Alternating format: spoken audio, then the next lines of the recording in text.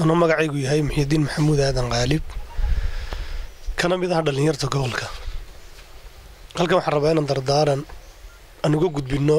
walaalahayaga dhalinyarta ee nagula nool gobolka walaalayaal waa dhamaaday tartankii waxaana uu nagaga tagay cunfi iyo hoos u daadeg aanu kala sinayn Soomaaliland inteeda kale kaliya gaar inagu muuhayn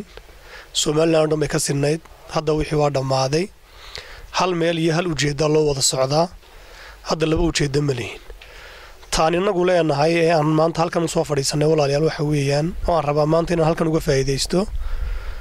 waxaan leeyahay social media dhalinyar fara badan oo aanu waxani kaftan ka dhiganayo aanu u ahayn wax weyn oo aakhira inay kaga fogaanayaan rabbigooda aan moodeyn iyo iska soo qoriyaa klib yar ama wax yar oo isagu tuucisu haysto walaal waxa iman doonta maalin oo qofna ku qosleynin qofna kugu amaanayn wixii aad meesha ku qortay ee culayskeyga adiga kaliya marka labada mitir ee godka lagu dhigo ay adiga kaliya ku haanayso